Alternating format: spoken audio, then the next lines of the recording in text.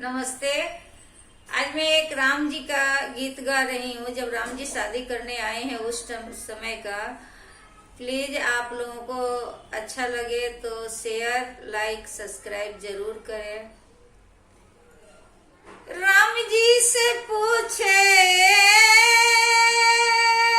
राम जी से पूछे जनकपुर के नारी, बता दी बबुआ लोगवा देत काहे गारी, बता दी बबुआ लोगवा देत काहे गारी, बता दी बबुआ।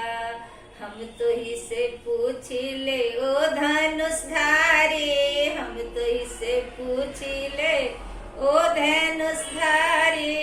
एक भाई गोर कहे, एक भाई गोर कहे, एक भाई कारी, बता दी बबुआ लोगवा देत काहे गारी, बता दी बबुआ लोगवा देत काहे गारी, बता दी बबुआ।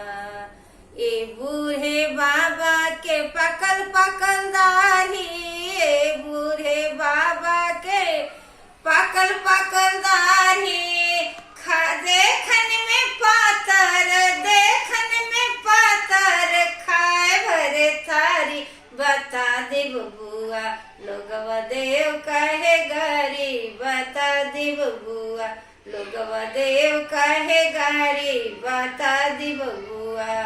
राम जी से पूछे जनकपुर के नारी, राम जी से पूछे जनकपुर के नारी, बता दी बबुआ लोगवा देव काहे गारी, बता दी बबुआ।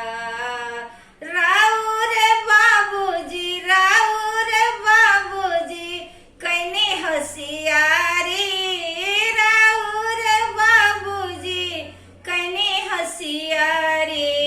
एक ही मरदवा पर तीन तीन नारी, एक ही मरदवा पर तीन तीन नारी, बता दी बबुआ लोगवा देव काहे गारी, बता दी बबुआ।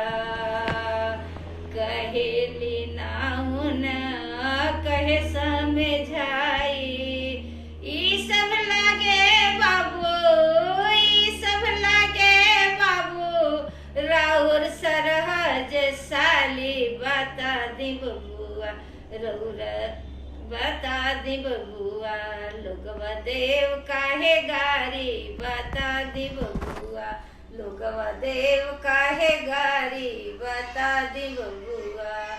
राम जी से पूछे, राम जी से पूछे जनकपुर के नारी, बता दी बबुआ लोगवा देव काहे गारी, बता दी बबुआ लोगवा देव काहे गारी, बता दी बबुआ लोगवा देव काहे गारी, बता दी बबुआ।